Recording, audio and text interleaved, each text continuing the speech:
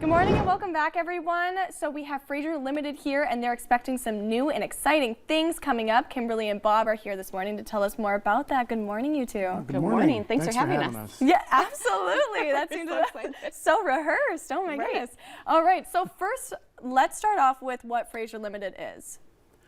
Fraser Limited is the longest-serving nonprofit organization in the state of North Dakota. Yeah. We're celebrating our 130th year. Yeah. Of helping folk in that are typically marginalized communities, and we've got 4 separate programs that we help these folks with, and we're really excited to get this year really off to a big start with the new building on South University and 8th Avenue, our Stepping Stones Resource Center. Yeah, absolutely. And this is a new project that you guys are looking forward to. So can you tell us a little bit more about that, the Stepping Stones? Yep. So Stepping Stones Resource Center, we've actually been around for 14 years, helping the at-risk and young adults that are at risk of being homeless. They're having and struggling with crisis, mental health.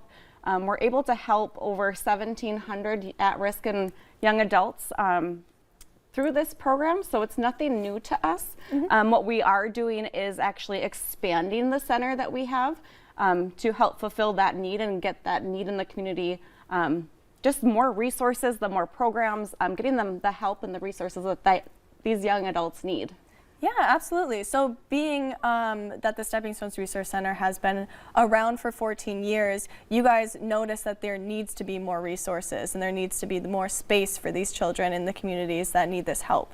Absolutely, and I know with Stepping Stones Resource Center, we do offer 16 to 26. That's who our main focus is. We have a program called Extended Hours through that Stepping Stones, and that's where we're able to open a shelter. From 18 years of age to 26. And typically that shelter is open in the winter months. So we're open 24/7. We offer a place to stay, a place to just have that respite care if someone needs to get out of their car, if they're sleeping in their car. I mean, that gets cold at night. Yeah. And typically that service that goes from November to May.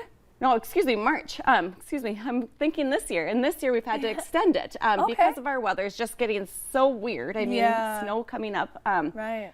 Our youth and young adults, they're not apt to live in that condition. No one is. Yeah, so it's just being able to add that extended resource in our community.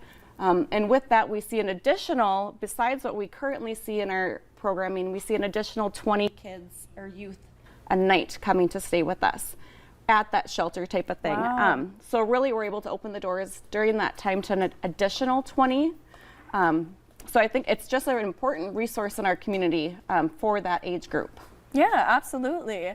And then you kind of just touched on the goals of the whole resource center and everything, and how you guys are really reaching out to the community and helping in such a positive way. So Fraser Limited celebrating 130 years. What does that mean for you guys? Well, it just means that we were here then and we're going to be here in the future. Yeah. This facility that we're building on University is actually the first building project that we've done. And it's unfortunate, but we started right at the beginning of the pandemic. Oh, sure. And that threw a wrench into everything as far as, materials and supply chain issues and that sort of thing.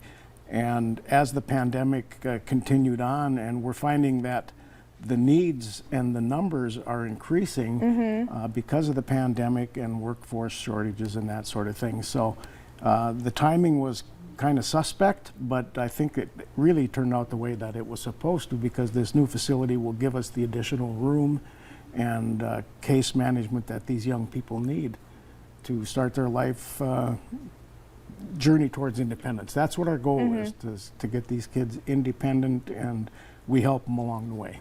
Absolutely. All right. Well, where can people find more information? Yeah, you could definitely go to our Facebook page is probably the most easy for people these days at Fraser Ltd, or you can go to fraserltd.org to get more information. We are still in this capital campaign, so we need to really help. We need help. We need monetary help to build the foundation that's going to last another 130 years for the at-risk and homeless youth here in our community. So we really encourage if anyone that's able to help that you reach out. could really use the support. Yeah, is that through donations, volunteer hours? What are you? Yeah, so actually for that program specifically, we only receive we receive 88% of our funding through donations in kind and grants, but really we don't get that much support from the state or federal level. So it really does, it's a community-based program. So we do need the community support to continue what we're doing and to move on and hopefully in the next 130 years have a sustainable program. Yeah, absolutely. All right, thank you too for coming in and telling us all about that. Thank Thank you for having you. us. Yeah, Appreciate it. absolutely. Coming up on today's show, we'll be talking to Theater NDSU about their rendition of a classic that's coming up next.